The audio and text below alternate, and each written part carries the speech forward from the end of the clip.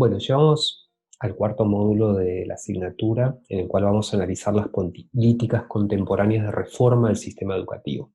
Y como hemos introducido en el anterior módulo, no podemos considerar o estudiar la situación contemporánea y las reformas que se inician en el periodo 2003-2006, donde hay una profusión normativa por parte del Estado argentino en materia de educación. No las podemos analizar si no es a la luz del primer ciclo de reformas. Por eso hablamos de un segundo ciclo de reformas muy asociado con aquel primero de la década de 1990. Ya sea que lo pensemos como una enmienda, como una superación, como una profundización, depende ahí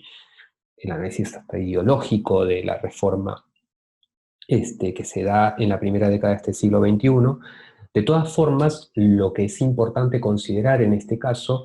es que se trata de una nueva reforma estructural del sistema educativo que se lleva adelante con una característica idéntica a la anterior, sin un análisis de la realidad socioeducativa a la cual se reforma.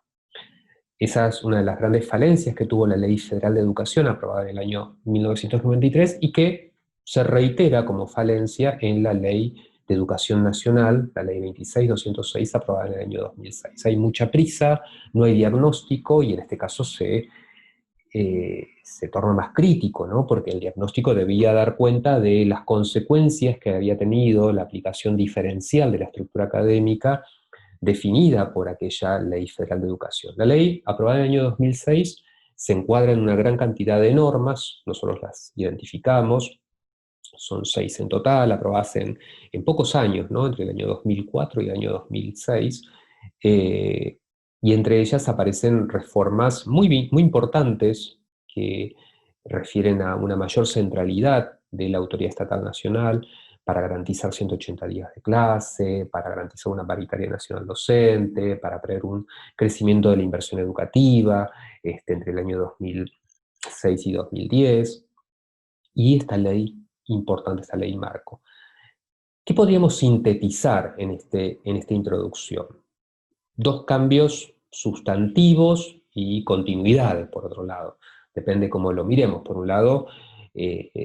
fortalecimiento en el plano de la organización institucional del sistema educativo, del sistema, del Consejo Federal de Educación, que tiene competencias, que claramente dispone que sus decisiones son de cumplimiento obligatorio por parte de las provincias. Cambios en cuanto al rol del Ministerio de Educación Nacional, que garantiza la aplicación, una responsabilidad y de aplicación de las políticas educativas acordadas en el Consejo Federal, que se compromete a establecer definir una situación de emergencia educativa cuando está en riesgo el ejercicio del derecho a la educación en sus niveles obligatorios. Ahí tenemos unas decisiones que dan mayor centralidad al Poder Ejecutivo, al Estado federal, digamos, que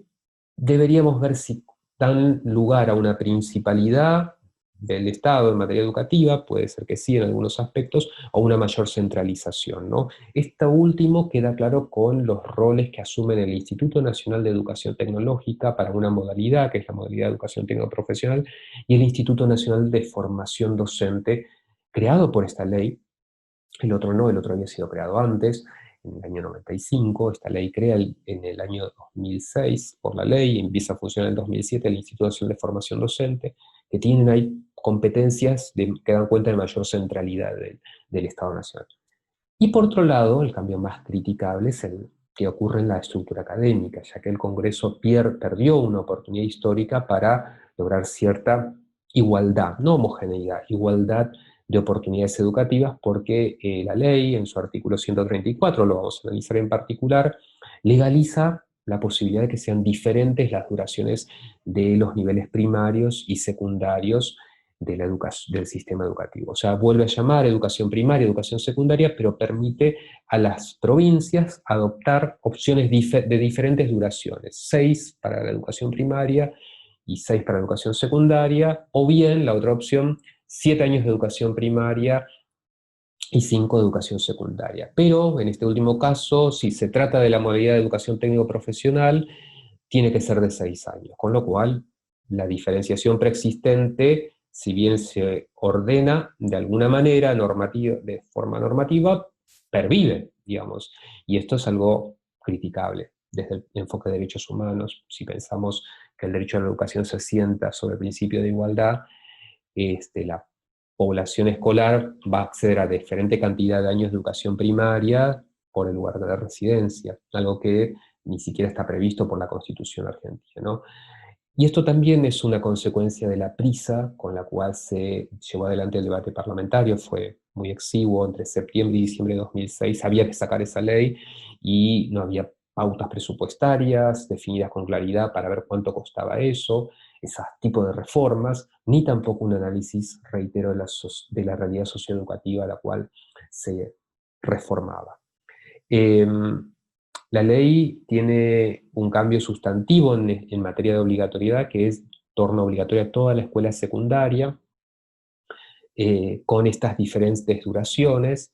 y eso es algo que nos vamos a detener, en particular en dos jurisdicciones en las cuales nuestro título de profesorado tiene implicancia directa, que es la Ciudad de Buenos Aires y la Provincia de Buenos Aires, y vamos a ver ahí nuevamente situaciones de diferenciación educativa muy notorias. Mientras la Provincia de Buenos Aires tuvo una profusa producción normativa con leyes de educación que reglamentaron la ley federal en el año 94 y que reglamentaron la ley de Educación Nacional del año 2007, la Ciudad de Buenos Aires, el gobierno de la Ciudad de Buenos Aires no tuvo nada similar, de hecho no tiene legislación educativa y todas sus políticas son definidas desde el poder ejecutivo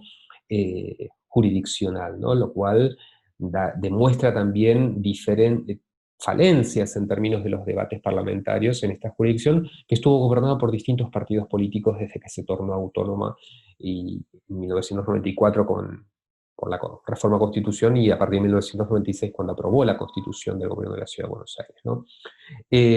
Finalmente, el módulo se centra en la formación docente, que es un aspecto regulado por la ley, pero que en el caso nuestro también está regulado por la otra ley que analizamos en el módulo anterior, que es la Ley de Educación Superior. Aquí hacemos pie en lo que anunciamos al principio, en la presentación de la asignatura, ¿no? Cómo el sistema educativo tiene dos circuitos de formación docentes, dos sectores, el universitario y el terciario, donde hay lineamientos nacionales, pero aprobados por diferentes organismos. El Consejo Federal de Educación, en materia de la formación docente para los institutos terciarios, el Consejo de Universidades, en materia de la formación docente para las universidades. Cuánto de eso se aplica, cuánto de eso vemos en nuestros profesorados en la Universidad de Buenos Aires, en nuestro profesorado en particular, es algo que analizaremos en la última parte de este módulo,